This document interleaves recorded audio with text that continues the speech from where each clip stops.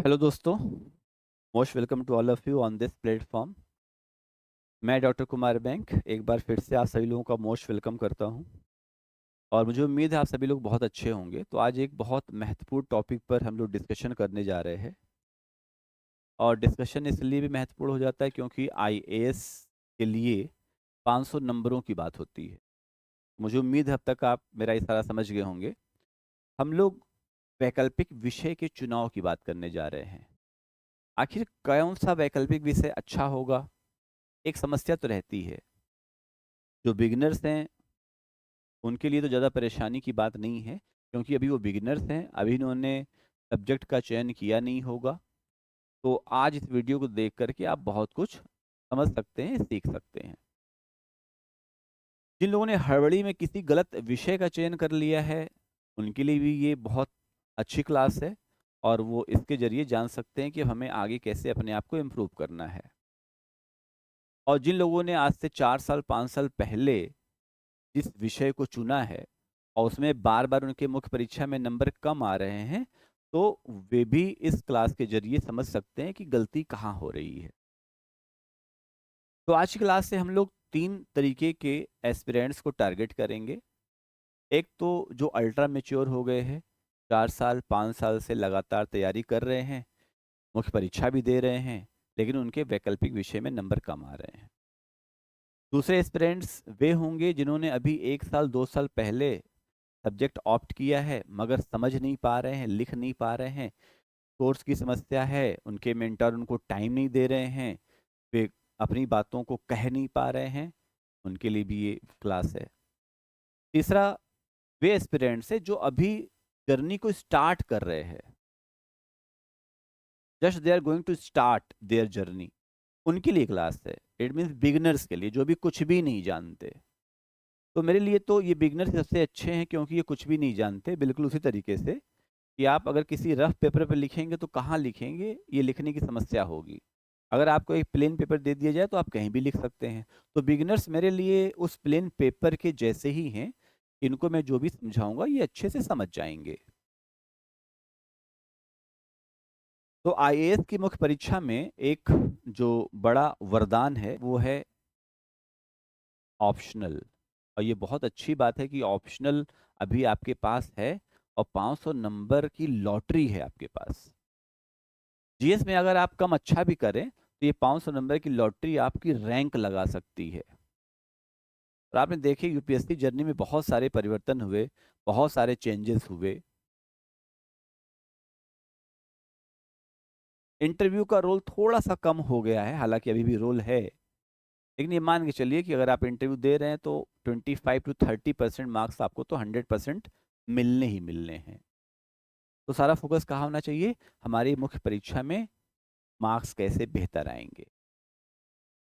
तो आज हम यही डिस्कस करने जा रहे हैं कि आखिर कैसे चुने बेहतर, सटीक और सही ऑप्शनल।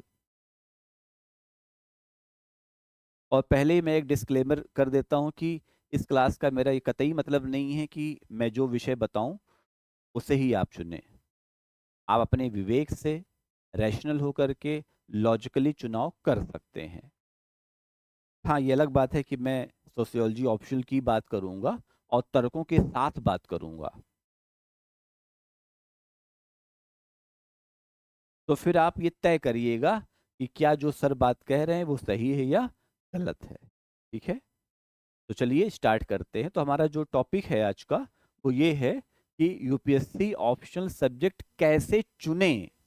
और फिर उसके नीचे एक टैगलाइन है कि क्या सोशियोलॉजी ऑप्शनल, तो क्या सोशियोलॉजी ऑप्शनल आपके लिए सही ऑप्शनल है?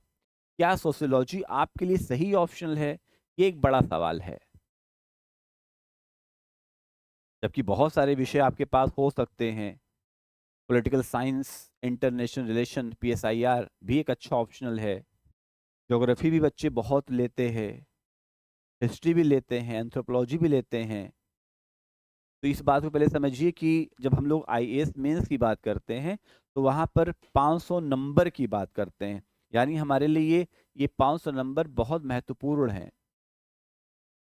और आप कोई भी ऑप्शन लेंगे तो आपको 2 पेपर देना होगा, पेपर 1 एंड पेपर 2, और दोनों पेपर ही 250-250 नंबर के होंगे। तो 250 नंबर का आपका ऑप्शनल का पेपर 1 होगा, जो प्रायः थॉट होता है, सिद्धांतों पर आधारित होता है, प्रिंसिपल्स होते हैं उसमें, और जो दूसरा पेपर है वो थोड़ा एप्लाइड होता है, एप्लीकेशन होता है। तो याद रखना है कि अगर आपका ऑप्शन अच्छा है तो हो सकता हो आपकी रैंक भी अच्छी हो जाए, क्योंकि बहुत सारे सिलेक्टेड स्टूडेंट से भी मेरी बात हुई। उन्होंने कहा कि सर अगर हमारे ऑप्शन में अच्छे मार्क्स आ गए होते तो जो मुझको आईआरएस मिला है ना, मुझको आईपीएस मिल गया होता। रैंक डिसाइड कर देता है ऑप्शनल। सिलेक्शन की तो हम बात ही नहीं कर रहे हैं, सिलेक्शन तो खैर होता ही होता है, लेकिन अगर आपका ऑप्शनल अच्छा है, आपके मार्क्स अच्छे आए, तो आपको रैंक अच्छी मिल जाती है। और रैंक अच्छी मिलने का मतलब क्या होता है? आप प्रॉपर आईएएस बनते हैं, आप डीएम की कैटेगरी में आ सकते हैं। तो चलिए इसी पर हम डिस्कशन को आगे बढ़ाते हैं और देखते हैं कि कौन सा ऑप्शनल परफेक्ट होता है। लेकिन मैं एक बात कहना चाहूँगा कि कोई भी ऑप्शनल परफेक्ट नहीं होता है, बल्कि उस ऑप्शनल की प्रिपरेशन परफेक्ट होती है। कोई भी सब्जेक्ट अच्छा या बुरा नहीं होता है, उस सब्जेक्ट की तैयारी अच्छी और बुरी होती है। तो सब्जेक्ट की तैयारी अच्छी और बुरी कैसे हो सकती है, इस पर हम डिस्कशन करेंगे। क्या वो ऑप्शनल आपके वैकल्पिक विषय के साथ साथ आपके जीएस के पार्ट को कवर करता है या नहीं? क्या वो वैकल्पिक विषय आपके निबंध के पार्ट को अच्छा कर रहा है या नहीं?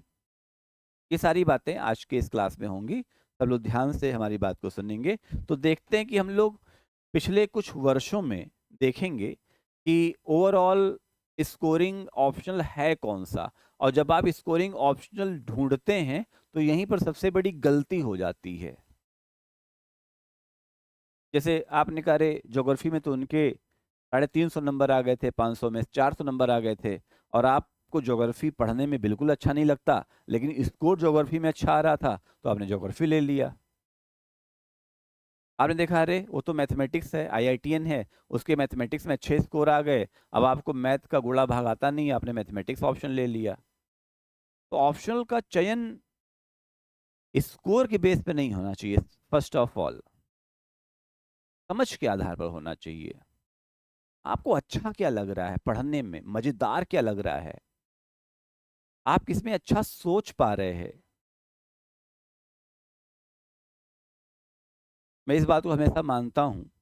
जब मेरे पास बच्चे पूछने आते हैं कि सर हम अपना माध्यम क्या लें, हम इंग्लिश मीडियम लें या हिंदी मीडियम लें, तो मैं यही कहता हूँ भाई तुम हिंदी मीडियम ही लो, क्योंकि अगर माध्यम तुम्हारा इंग्लिश होता तुम पूछने ही नहीं आते। इंग्लिश मीडियम वाला बच्चा कभी नहीं पूछता हम इंग्लिश मीडियम लें कि हिंदी मीडियम लें। पूछने का मतलब है कि आपको शक है। इस बात को ध्यान रखिएगा।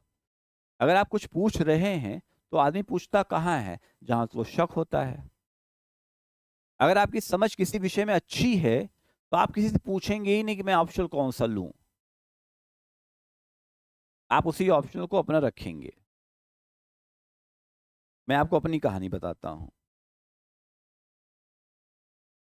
मेरा मैथमेटिक्स बैकग्राउंड था, मैंने एमएससी मैथमेटिक्स से किया।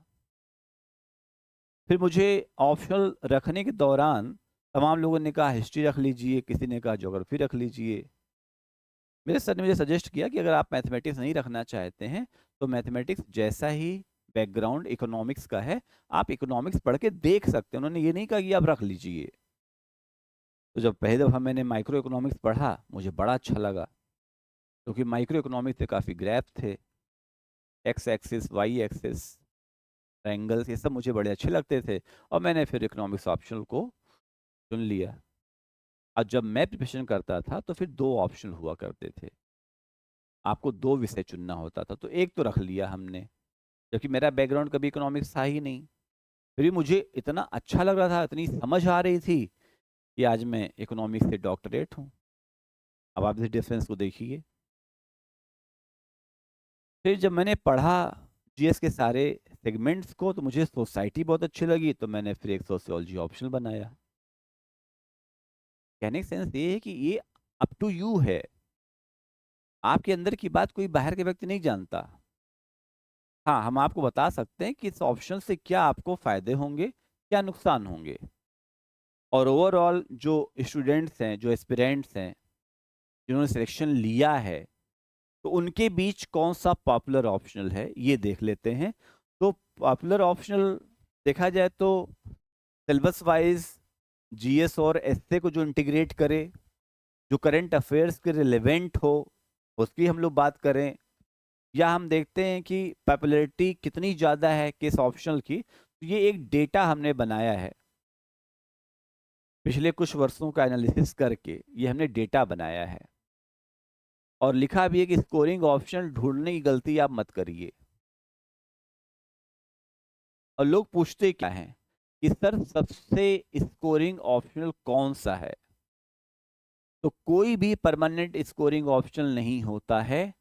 जो विषय आप समझ सकते हैं, लिख सकते हैं, रिवाइज कर सकते हैं, वही आपके लिए अच्छा है। जो समझ आ रहा है, जो लिख सकते हैं अपने थॉट से, वही आपके लिए अच्छा है। ऑप्शन बिल्कुल वैसा है ना, जब आप किसी अनजान से मिलते हैं तो आप उससे दोस्ती कैसे होती है, बातचीत के जरिए होती है दोस्ती। ये किसी से मिलते समय तुरंत ही तो आप उसको हग नहीं करते हैं या हैंड शेक नहीं करते हैं, पहले आप उससे बातचीत करते हैं, और जब बातचीत समझ में आने लगती है तब धीरे धीरे हमारे रिलेशन आगे बढ़ते हैं। वैसे ही हमारा रिलेशन ऑप्शनल के साथ है। तो जो विषय आपको समझ में आए, अच्छे आपके पास सोर्स हों, अच्छा रिवाइज कर सकें, अच्छा समझ सकें, अच्छा लिख सकें, वो आपके लिए अच्छा है। तो smart choice, better preparation, and you will get better rank. आइए देखते हैं यहाँ पर।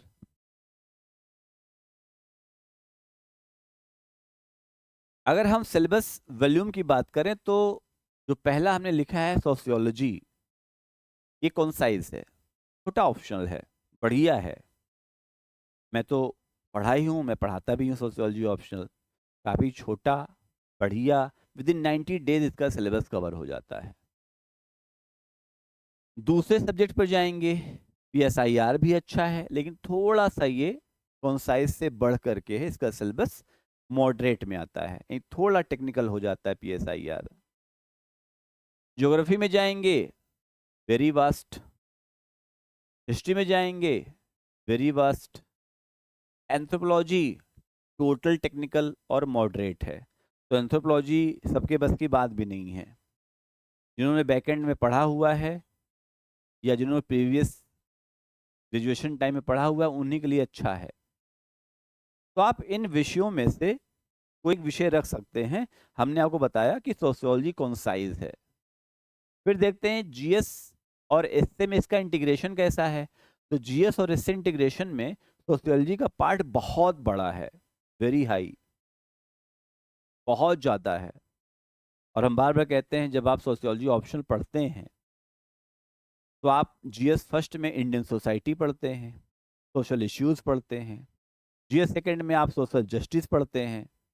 जीएस थर्ड में आप social development and economic development को पढ़ रहे होते हैं। जीएस फोर्थ में पूरी एथिक्स में सोशल एथिक्स चल रहा होता है।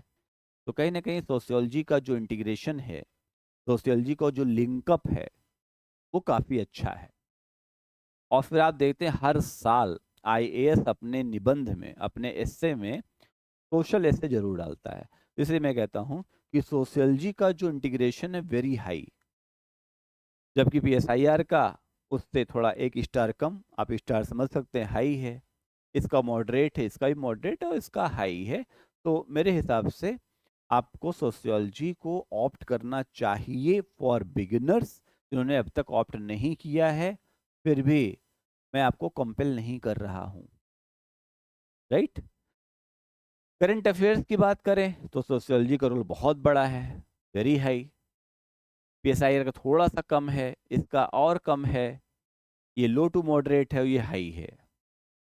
रिसोर्सेज गाइडेंस की बात करेंगे तो सोशियोलॉजी में काफ़ी रिसोर्सेज हैं, काफ़ी लोग आपको मिलेंगे। अच्छा, आपका जो जन्म हुआ है वो सोसाइटी के बीच से ही हुआ है, आप समाज का एक अभिन्न हिस्सा रहे हैं, तो आपके लिए काफ़ी बढ़िया रोल है, तो एक्सीलेंट है। यहाँ गुड है, यहाँ मॉडरेट है, यहाँ मॉडरेट, यहाँ गुड है। हम पॉपुलैरिटी की बात करेंगे कि जो एस्पिरेंट्स हैं उनके बीच कौन सा सब्जेक्ट ज़्यादा पॉपुलर है, तो ये डेटा बेस्ड है, तो वेरी हाई, काफ़ी लोग पसंद करते हैं समाजशास्त्र। सोशियोलॉजी काफ़ी लोग पसंद करते हैं, उनका मानना भी है कि भाई हम किसी टेक्निकल सब्जेक्ट से अच्छा है कोई ऐसा सब्जेक्ट पढ़ें जिसमें हम अगर कुछ ना भी पढ़ें तो भी लिख सकें। तो समाजशास्त्र उन्हीं विषयों में से एक है जिसमें आप अपनी थॉट को बहुत अच्छे से डेवलप कर सकते हैं। तो आप ये समझिए यूपीएससी में ऑप्शनल नहीं, उस ऑप्शनल पर आपकी कमांड आपको सिलेक्शन दिलाती है। तो आईएएस में कोई ऑप्शनल आपको सिलेक्शन नहीं दिलाएगा, उस ऑप्शनल पर आपका कितना कमांड है वो सिलेक्शन दिलाएगा। तो कीप इन माइंड, आपको ऑप्शनल पर कमांड करना होगा, ना कि आप ऐसा ऑप्शनल सेलेक्ट करिए जिससे मार्क्स ज़्यादा आते हों। कोई भी ऑप्शनल आपको सिलेक्शन दिला सकता है, किसी भी ऑप्शन में आप अच्छा कर सकते हैं, इस बात याद रखिएगा। तो आप ओवरऑल देखिए तो ज़्यादातर जो सोशियोलॉजी है वो सारे बॉक्स को टिक कर रहा है। क्यों? और ऐसा क्यों मैं कह रहा हूँ बार बार, समाजशास्त्र आपको क्यों पढ़ना चाहिए, सोशियोलॉजी ऑप्शनल आपके लिए बढ़िया क्यों है? तो आप देखिए, जब हम सोशियोलॉजी ऑप्शनल की बात करते हैं तो उसके फैक्टर क्या है? आपका सही डिसीजन, आपकी स्मार्ट प्रिपरेशन, आपका बढ़िया रैंक आएगा। तो फैक्टर क्या है? इंटरेस्टिंग बहुत है, इंटरेस्ट वाइज जाएंगे, क्या सब्जेक्ट आपको इंटरेस्टिंग लगता है? अगर आपको लगता है तो आप उसी विषय को चुनिए। यानी जब हम ऑप्शनल सेलेक्ट कर रहे होते हैं तो ऑप्शनल चूज करते वक्त हमें किन फैक्टर्स को देखना चाहिए? आप 5 फैक्टर देखिए: interest, syllabus, previous year questions, resources and guidance, and long term comfort क्या है? लॉन्ग टर्म में आप किसी के साथ ज्यादा कंफर्ट फील करते हैं, राइट? तो आप देखेंगे कि अगर हम इंटरेस्ट की बात करें तो आपको देखना चाहिए कितना इंटरेस्ट आ रहा है, और फिर जो इंटरेस्ट आ रहा है क्या उसमें कंसिस्टेंसी रहेगी, या बीच में ही आपका जो मोटिवेशन है जिसको आप प्रेरणा कहते हैं वो टूट जाता है। कभी कभी ऐसा होता है हमें इंटरेस्ट तो आ गया हिस्ट्री रखने में, लेकिन हिस्ट्री इतना लंबा है, इतना वास्ट है कि बीच में मोटिवेशन कम हो गया, हमें लग रहा है अरे यार। कभी कभी हम किसी के बहकावे में ऑप्शन ले लिए हैं, फिर हमारा मोटिवेशन कम हो गया। भाई किसी के कहने पर ऑप्शन मत लीजिए आप देखिए उस सब्जेक्ट में इंटरेस्ट है कि नहीं। हाँ, अगर इंटरेस्ट है तो देखिए वो सब्जेक्ट कितना ज़्यादा लिंक कर रहा है, आप उसमें कितना कंसिस्टेंट हैं। फिर सिलेबस की बात करें कि सिलेबस कितना बड़ा है, मैनेजेबल है या नहीं, आपसे पूरा सिलेबस कवर हो पाएगा या नहीं। सिलेबस क्लियर होगा तो आपकी प्लानिंग बेटर होगी और आपका टाइम इफेक्टिव यूज होगा। अगर हमें सिलेबस ही बहुत बड़ा मिल गया तो हमारी प्लानिंग अच्छी नहीं होगी। तो बहुत सारे ऐसे ऑप्शनल हैं जिसका सिलेबस वास्ट है, वेरी वास्ट है। हिस्ट्री ज्योग्राफी के साथ यही है। तो हिस्ट्री ज्योग्राफी का सिलेबस बहुत बड़ा है। फिर तीसरा फैक्टर क्या है कि हम देखते हैं कि प्रीवियस ईयर क्वेश्चंस कैसे हैं, पीवाईक्यू का पैटर्न कैसा है, आपको क्वेश्चन इंटरेस्टिंग लग रहे हैं या नहीं।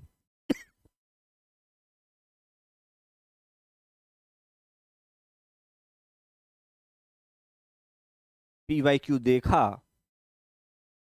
और आपको पैटर्न अच्छा लगा तो आप उस सब्जेक्ट को अपना ऑप्शनल बनाइए। आप पीवाईक्यू देख रहे हैं आपको इंटरेस्ट ही नहीं आ रहा है तो मत बनाइए।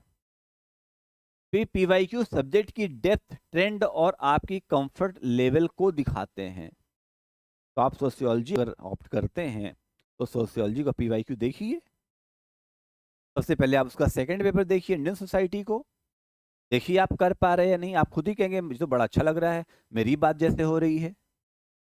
ठीक है, तो एक फैक्टर हो गया इंटरेस्ट, दूसरा हो गया सिलेबस, तीसरा हो गया पीवाईक्यू, चौथा हो गया रिसोर्स एंड गाइडेंस कि आप उस विषय के लिए आपके पास क्या क्या रिसोर्सेज हैं, कैसे गाइडेंस आपको मिल रहे हैं, क्या टीचर आपके पास सही है या नहीं, क्या रिसोर्स आपके पास अच्छा है या नहीं। तो आप देखिए आपके पास बुक्स की अवेलेबिलिटी कैसी है, नोट्स कैसे हैं, टेस्ट सीरीज आपको मिल रही है प्रॉपर कि नहीं, मेंटरशिप इजीली अवेलेबल है या नहीं, ये सारी बातें आपको देखनी पड़ेंगी। तो ये गुड रिसोर्स आपकी प्रिपरेशन को स्ट्रक्चर्ड और इफेक्टिव बनाते हैं। अगर आपके पास अच्छे रिसोर्सेज हैं, कई बार क्या होता है कि आपने ऑप्शनल ले तो लिया, सब्जेक्ट ले लिया, मगर जो आपके मेंटोर हैं उनके पास वक्त ही नहीं है। बहुत लोग हड़बड़ी में बहुत सारे विषय ले लेते हैं, कहते हैं अरे मेरे ऑप्शन वाले सर से बात ही नहीं हो पा रही है। इस विषय में जरूरी ये है कि 500 नंबर के लिए आपका जो गाइड है, आपका जो मेंटोर है, आपका जो टीचर है, आपका जो सोर्स है, वो आपके साथ हर पल होना चाहिए। आपके आंसर राइटिंग में आपके साथ हो, आपके पीवाईक्यू में आपके साथ हो, आपके साथ उसका ऐसा कनेक्शन हो कि आप अगर मेंस में कुछ भी डिफिकल्टी फेस करें तो उसको शॉर्ट आउट करें। फिर जो पांचवा है, लॉन्ग टर्म कंफर्ट। क्या आप लंबे समय के लिए, क्या आप 1-2 साल तक इस विषय के साथ रह पाएंगे? क्योंकि यूपीएससी की जर्नी बड़ी है, आईएएस बनने का दौर बड़ा है, आपको स्ट्रगल करना पड़ सकता है 1 साल, 2 साल, 3 साल। तो क्या आप उस विषय के साथ कंफर्ट हैं? 1 साल, 2 साल, 3 साल तक रह सकते हैं कि आपको उलझन होने लगेगी, इरिटेशन होने लगेगी? और जब बच्चे सही ऑप्शन नहीं चुनते तो 1-2 साल या 6 महीने में ये ऑप्शन चेंज कर देते हैं। तो धन से भी गए, धर्म से भी गए, धन से भी गए, समय से भी गए। धन चला जाए कोई बात नहीं, समय जा रहा है ये बहुत बड़ी बात है। तो फिर आप देखिए कि लॉन्ग टर्म कंफर्ट ही आपको फिनिश लाइन तक ले जाएगा। तो किसी भी स्ट्रीम बैकग्राउंड के स्टूडेंट्स के लिए सुटेबल होना चाहिए। तो समझ में आ रहा है? तो लॉन्ग टर्म कंफर्ट देखना चाहिए। तो चलिए इन सबको अगर हम देखें, सोशियोलॉजी कैसे परफॉर्म करता है, तो sociology society, social issues, change, family, gender, real life से कनेक्ट टॉपिक्स हैं, इसलिए ज़्यादा मज़ेदार लगता है। सिलेबस कंपैरेटिवली थोड़ा छोटा है, रिवीजन फ्रेंडली है, आप आसानी से रिवाइज कर सकते हैं। पीवाईक्यूज कंटेम्प्रेरी एंड डायनेमिक होते हैं, न्यूज़पेपर और करंट अफेयर्स के साथ इंटीग्रेट करना आसान होता है। इसमें आपको standard books, notes, test series, mentorship आसानी से मिल जाती है। ये सारे बॉक्स टिक हो रहे हैं ना? और फिर किसी भी स्ट्रीम बैकग्राउंड के लोग ले सकते हैं, ऐसा नहीं है। अगर आप मैथमेटिक्स लेंगे तो आपको मैथमेटिकल बैकग्राउंड होना चाहिए, इकोनॉमिक्स लेंगे तो इकोनॉमिक्स का बैकग्राउंड होना चाहिए, लेकिन सोशियोलॉजी कोई भी ले सकता है। आप हाई स्कूल 3rd डिवीजन हो, 12th 3rd डिवीजन हो, बीए 4 बार फेल हुए हो, तो भी आप सोशियोलॉजी रख सकते हैं, क्योंकि सब सामाजिक बातें ही होती हैं, समाजशास्त्र की बातें होती हैं। ठीक है? तो ओवरऑल देखा जाए तो ये 5 फैक्टर ध्यान में रखिए, और ये 5 फैक्टर ध्यान में रख करके डिसीजन लेंगे तो आपका ऑप्शनल आपकी स्ट्रेंथ बनेगा, वीकनेस नहीं। आपका ऑप्शनल आपकी स्ट्रेंथ होनी चाहिए, वीकनेस नहीं होनी चाहिए। तो यूपीएससी में सिलेक्शन ऑप्शनल से नहीं होता है, प्रिपरेशन से होता है, इस बात को याद रखिएगा। यूपीएससी में सिलेक्शन ऑप्शनल से नहीं होता है, उसके प्रिपरेशन से होता है। बात समझ में आ रही है? थोड़ा सा और डिस्कशन करते हैं, तो और आगे बढ़ते हैं। तो हम यहाँ अब ये देखेंगे कि students choose sociology, selection prove the choice. तो लगातार आप देखेंगे कि बच्चों ने खूब सिलेक्ट किया है ऑप्शनल। 2025 में भी देखिए, 2024 में भी, यहाँ दो नहीं लिखा गया, लेकिन 24-25 में भी बच्चों ने सोशियोलॉजी लिया। 2023 की जो टॉप रैंकर था Aditya Shrivastava, sociology, background engineering था। ऑल इंडिया रैंक 9 थी, all India rank 19 Mayur Hazarika, sociology, background engineering. 2021 all India rank 24 Saurabh Kumar, sociology, engineering. All India rank 10 Jagriti Awasthi, sociology, humanities. Jatin Kishore, sociology. तो सोचिए इंजीनियरिंग बैकग्राउंड, टेक्निकल बैकग्राउंड वाले भी सोशियोलॉजी ले रहे हैं। तो आपको तो बैकग्राउंड वैसे ह्यूमैनिटीज है, आप ले सकते हैं। तो क्यों लिया, इनसे पूछा गया कि आपने भाई ऑप्शनल क्यों लिया। उन्होंने कहा कॉन्साइज एंड मैनेजेबल सिलेबस है, क्योंकि सिलेबस स्ट्रक्चर्ड है, फोकस्ड है, हमको आसानी होती है इसको करंट से लिंक करने में, तो कम समय में हम अच्छे से लिंक कर लेते हैं। स्ट्रॉन्ग जीएस और एसए को सपोर्ट करता है, तो डायरेक्ट ओवरलैप है जीएस पेपर 1 और एसए के टॉपिक के साथ। जैसे हमने शुरू में समझाया कि social issue, Indian society, social justice, social ethics cover करता है।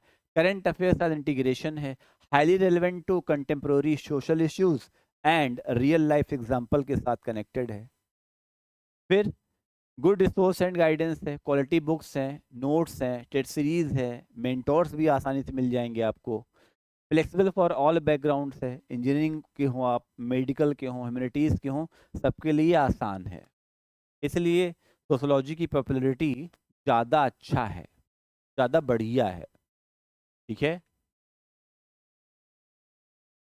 तो आप देखेंगे सोशोलॉजी नंबर 1 पर है पॉपुलैरिटी के मामले में। टॉपर लगातार 2019 लेकर 2025 तक मान के चलिए टॉपर ने लिया है। क्यों लिया?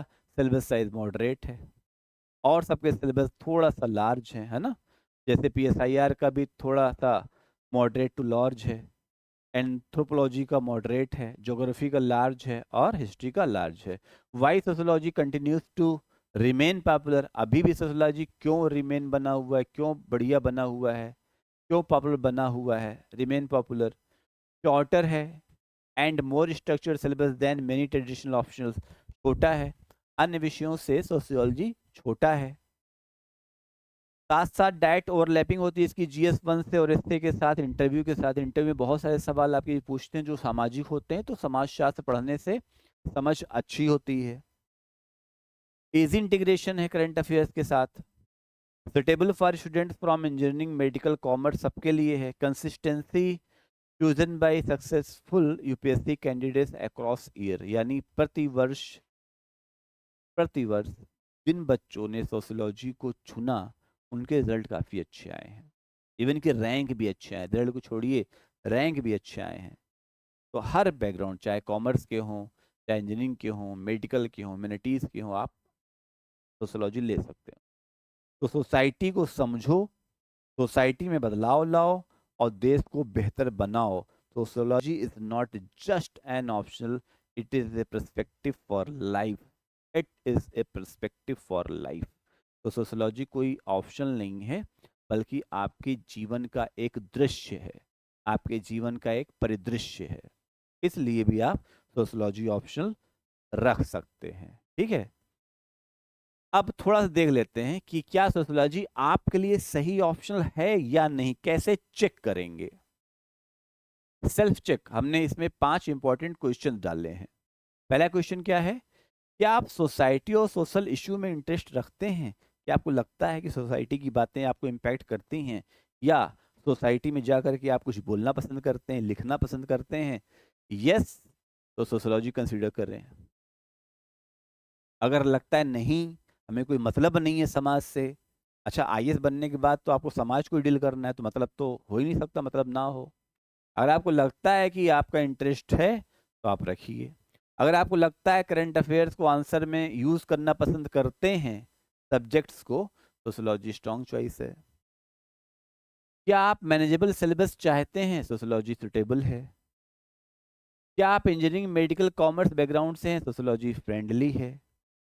क्या आप जीएस और एसए में ओवरलैप चाहते हैं? सोशोलॉजी एडवांटेज देता है। इतने यस हैं, ये 5 क्वेश्चन पूछिए खुद से। ये पांचों अगर हैं तो आप सोशोलॉजी लीजिए, अगर पांचों में से एक भी नहीं है तो आप कोई और देखिए। ठीक है, तो final formula for the right optional choice: interest, syllabus, PYQs, resources और लॉन्ग टर्म कंफर्टेबल। कितना आप कंफर्ट फील करते हैं लॉन्ग टर्म में? ठीक है, इसको ध्यान रखना है।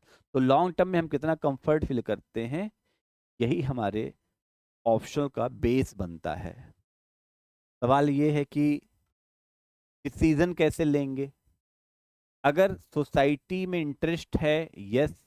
मैनेजेबल सिलेबस चाहिए, यस। जीएसएस से ओवरलैप चाहिए, यस। तो sociology can be strong option, आपके लिए सोशोलॉजी अच्छा ऑप्शन हो सकता है। लेकिन याद रखिए, ऑप्शनल कोई परफेक्ट नहीं होता, परफेक्ट प्रिपरेशन होती है। लेकिन अगर आप इंटरेस्ट, रिलेवेंस और मैनेजेबिलिटी को प्रायोरिटी देते हैं तो मेरा अपना मानना है कि आपको सोशियोलॉजी रखना चाहिए। इट मीन सोशियोलॉजी एक स्ट्रॉन्ग कंटेंडर जरूर है। और आप चाहते हैं सिलेबस छोटा हो, आप चाहते हैं आपके जीएस में भी इम्पैक्ट करे, आप चाहते हैं आपको एसए में इंटरलिंक करे, आप चाहते हैं आपको इंटरव्यू में अच्छा हेल्प करे, सोशियोलॉजी एक स्ट्रॉन्ग ऑप्शन है। स्मार्ट चॉइस क्यों? सोसाइटी से कनेक्ट करता है, रियल लाइफ अंडरस्टैंडिंग बढ़ाता है, जीएस पेपर 1 एसए इंटरव्यू में डायरेक्ट हेल्प करता है, सिलेबस को मैनेजेबल बनाता है, फोकस्ड प्रिपरेशन इसमें पॉसिबल है, करंट अफेयर्स इंटीग्रेशन आसान और इफेक्टिव होता है, हर बैकग्राउंड के बच्चे इसको ले सकते हैं। दैट्स वाई मैं आपसे कहता हूँ कि आप एक ऐसा ऑप्शन चुनिए जो आपको ओवरऑल चारों तरफ से हेल्प करे। ठीक है, फिर क्या सवाल है? तो आपकी नेक्स्ट स्टेप क्या होनी चाहिए? Plan smart, prepare strong and succeed. तो सबसे पहले कहाँ से और कैसे शुरू करें? सिलेबस को समझो। सबसे पहले पूरा सिलेबस डिटेल में पढ़कर उसका स्ट्रक्चर क्लियर करो। ठीक है, फिर उसके बाद स्ट्रेटजी बनाओ, टाइम टेबल बनाओ, टारगेट सेट करो, रिवीजन प्लान बनाओ, पहले दिन से ही रिवीजन प्लान बनाओ। फिर पीवाईक्यू को पढ़ना है, एनालाइज करना है। तो पिछले 10 साल के पीवाईक्यू आप सोशियोलॉजी का आंसर ले लीजिए और पिछले 10 साल के पीवाईक्यू को अच्छे से पढ़िए, उसके अप्रोच को समझने की कोशिश करिए, आंसर राइटिंग प्रैक्टिस करिए। तो रेगुलर आंसर राइटिंग से प्रेजेंटेशन और कंटेंट दोनों इंप्रूव होता है। रेगुलर रिवीजन करिए, short notes, diagram, flow chart से भी रिवीजन इफेक्टिव बनता है, इफेक्टिव बनता है। समझ में आ रहा है? बनाइए इसको। सोशियोलॉजी ऑप्शनल का रोड मैप क्या है? That is road map to success. क्या रोड मैप हो सकता है? आप इसको अच्छे से समझिए। Syllabus, paper pattern and marking scheme, तो गोल क्लैरिटी आएगी। दूसरा, प्लान बनाइए, make realistic plan and set achievable targets. Daily ऐसे प्लान बनाइए कि आप अचीव कर लीजिए, नहीं कि बहुत ज़्यादा प्लान बना लिए अब हम अचीव नहीं कर पा रहे हैं। इससे क्या होगा? गोल में कंसिस्टेंसी आएगी। स्मार्ट स्टडी करिए, use standard resources, make short notes, conceptual understanding आएगी। Practice answer writing plus PYQs plus case studies, goal application. समझ में आ रहा है? तो प्रैक्टिस करना पड़ेगा आपको, डेली आंसर राइटिंग हम कराएंगे आपकी आंसर राइटिंग। अब बताइए, every day revise, regular revision चाहिए विद नोट्स एंड डायग्राम, इससे गोल आपका रिटेंशन होगा। एनालाइज एंड इम्प्रूव करिए, evaluate, take feedback, improve constantly, इससे आपका गोल क्या होगा? बेटर परफॉर्म होगा। That's why I say always discipline today, success tomorrow. आज अनुशासित होंगे, कल सफलता मिलेगी 100%। अब बहुत सारे बच्चे पूछ रहे हैं कि भाई हम कौन सी बुक आपको सजेस्ट करें ना। कुछ बुक्स हैं, उसका नाम जान लीजिए आप। Introduction to sociology CN Shankar Rao की ले सकते हैं, अच्छी बुक है, पढ़ सकते हैं। सोशियोलॉजी फॉर यूपीएससी इशिता किशोर की है, इसको पढ़िए। इंडियन सोसाइटी में MN श्रीनिवास को पढ़िए। पॉजिटिव सोशियोलॉजी एक बुक आती है योगेंद्र सिंह की, पर्सनली मुझे बहुत पसंद है और अच्छी किताब है। ये सारी किताबें आप मार्केट से ले सकते हैं या अमेजोन पर भी है, वहाँ से भी ऑर्डर कर सकते हैं। अब स्टैंडर्ड नोट्स में तो जो मेरी नोट्स बनेगी उसको पढ़िए। तो आप